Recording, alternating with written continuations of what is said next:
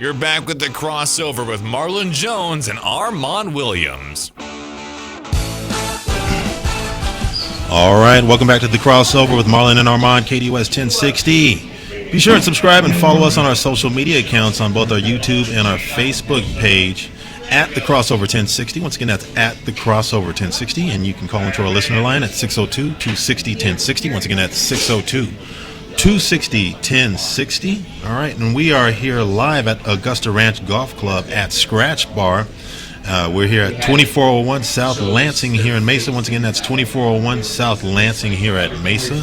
We're broadcasting live from today. It's a beautiful day out here. Great time to play golf. This is probably the best time of the year, honestly, to play some golf. So come on down here at Scratch Bar and hang out and have some libations, some food, and hang out with us and some of our boys and girls that are hanging out with us, getting a little bit rowdy.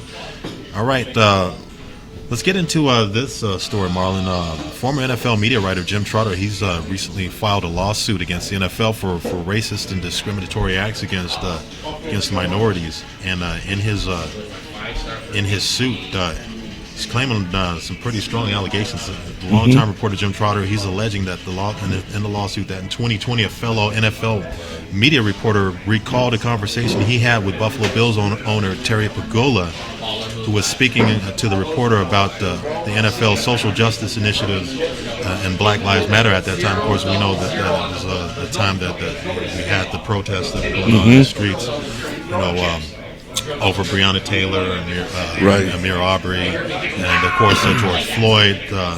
But the reporter who was talking to the group of fellow reporters, who's not identified in the lawsuit, he told Trotter and approximately 40 other NFL media members and coworkers that during a Zoom call that Pagula said, and this is the owner of the Buffalo Bills, he said that if black players don't like it here, they should go back to Africa and see how bad it is. That was from Pagula. Now, Pagula he's denied making the comments, and the statement, and he says his response is, the statement attributed to me and Mr. Trotter's complaint is absolutely false. Pagula said Tuesday in a statement, I'm horrified that anybody would connect me to any allegations of this kind. Racism has no place in our society, and I'm personally disgusted that my name is associated with this complaint. It's a pretty serious accusation, but Marla, I'll let you speak on it. I mean, what are your thoughts on this?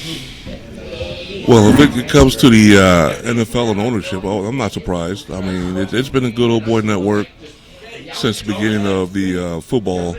I mean, since the Shield started in the '60s with with the merger. Oh yeah, long before that.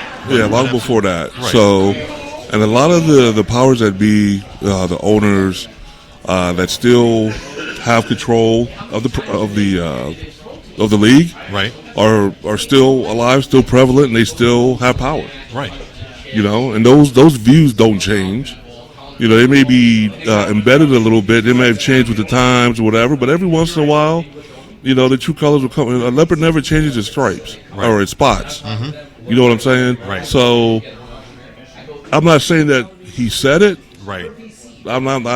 But there is a culture that exists, and I can tell you from experience, having been a professional athlete, having played in the NFL, there certainly is a culture that exists. You look at these guys; it absolutely is an old boys network. When you're talking about ownership, you're looking at overwhelmingly white men that own these NFL franchises. There's only one minority owner, and he's Pakistani American. He's owner of the Jacksonville Jaguars, but it's overwhelmingly white. We've had African Americans that have attempted to try to get ownership. And I know Magic Johnson recently got part ownership with the Washington Commanders, but we're talking about like 2%. Right. I mean, that's basically like you get that in milk cartons, right? Yeah. 2% milk, right? That's nothing. I mean, based on, and when you're looking at a league that's 70% African American, and about 60% of those are retirees.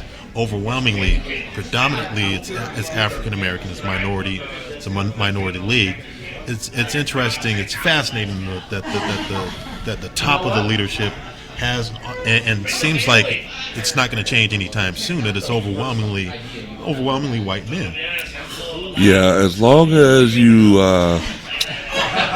can run and jump for them and play for them, but you try to do anything outside of that, the NFL will lock that up.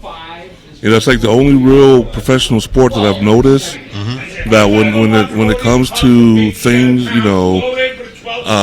social events, social.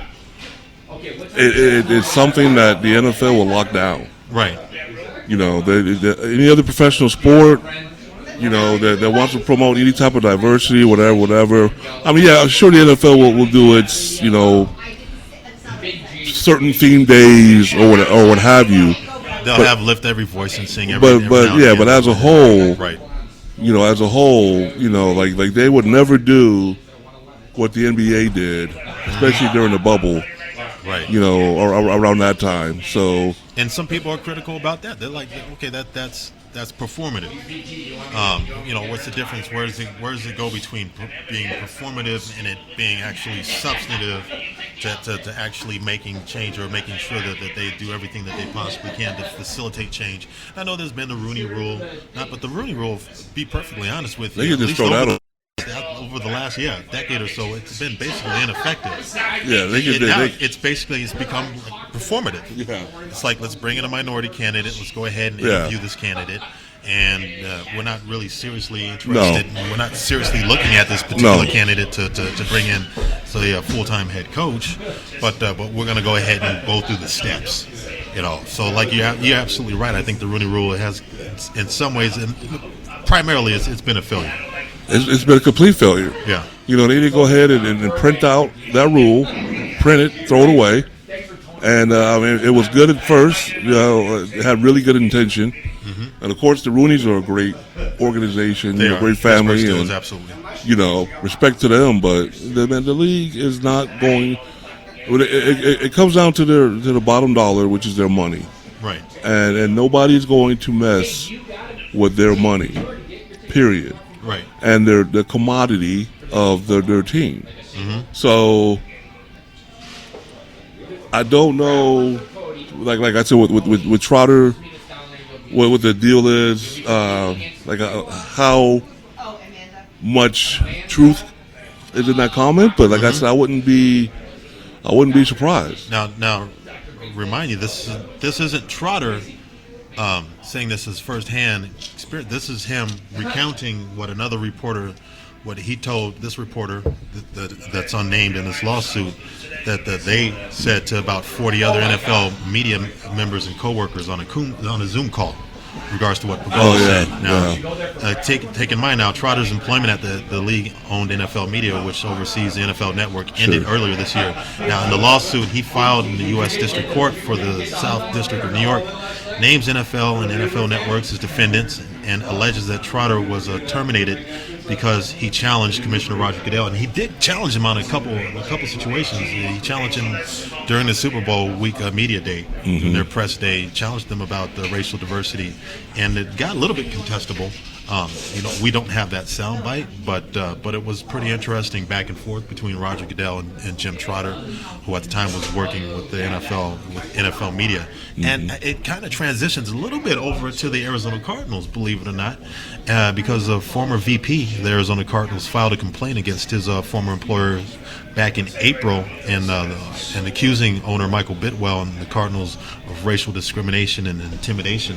That would be Terry McDonough, who was formerly the VP of that team. That was back in April that he filed that complaint, and he made some serious accusations that were raised against team owner Michael Bidwell and former Cardinals vice president. It says, in the filing, McDonough, in addition to accusing Mike Bidwell and the Cardinals organization of breaking league rules, which is with the burner scandal with Steve Keim, he also claimed that Bidwell created an environment of fear for minority employees. Now, at that time, that burner phone controversy, of course, Steve Wilkes was the head coach. He had just taken over the program in 2018. Of course, Steve Keim, he had his extreme DUI on July 4th of that year. Prior to the season, of course, there was the 5-week suspension that Mike Bidwell and the Cardinals levied on Steve Keim, and they said he'd have no contact with the organization. But Terry McDonough as well as Steve Wilkes and some other people are claiming that no, they actually brought burner phones, and Mike Bidwell was at the head of it. But in addition to that, Terry McDonough is claiming that there's a racial discrimination, intimidation within the Cardinals organization. Now, I personally, real quick, Marlon, I don't know whether or not that's true or not, and I will give a disclaimer. I once did interview for a scouting position with the Arizona Cardinals. At the time, I met with Rod Graves, who was a black general manager of the organization. The Cardinals are an organization that I have fairly loose ties and connections with. I want them to succeed. I want them to have success, but I wouldn't be surprised if those allegations were true, because we're looking at situations. Just because you have certain African Americans in leadership positions doesn't mean that the ownership has racist proclivities or engages in racist practices. Hence, case in point would be Donald Sterling, the former owner of the Los Angeles Clippers. At the time that his racist comments came to fruition, of course, Glenn Doc Rivers was the head coach. Well, here's how I look at it. Look how they treated Kaepernick. He's been blackballed for forever. The lack of hiring of minority coaches, ownership, front office. Right. There hasn't been a change. No. There hasn't been a change. If anything, it's gotten worse. So, it is what it is with the NFL. It's the most popular sport in America. Sure. Everybody's pulled in front of the TVs on Sunday. Right. Whatever, but it's right in front of your face. And they'll pull out somebody for an interview, right, just to dangle it and say Rooney Rule and then move on. And it seems like a lot of times they're more reactive instead of proactive. Exactly. They'll do things in order to try to make themselves look a little bit better. Case in point, there was, there were claims that were actually proven recently, and don't have enough time to really get into it. Maybe we'll go ahead and get into it the next segment. We're talking about you're talking about racist variables or racist procedures that were actually conducted with the NFL when it came to compensating players based on brain trauma and brain injuries, where they actually set a higher standard for former African American NFL players to clear in order to get compensation based upon brain trauma and brain injuries that were suffered that happened during their course of playing professional football. And this recently came out, I think, about a year or so ago, and people don't know about this.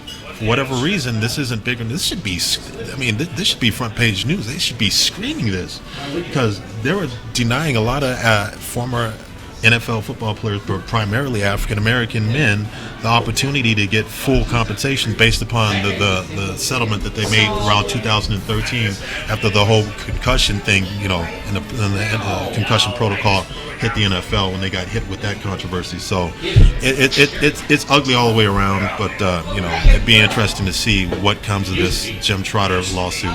But coming up next, we get into the whole Mel Tucker controversy and how Mel Tucker made a $77 million mistake. You're tuned into the Crossover 1060 KDUS.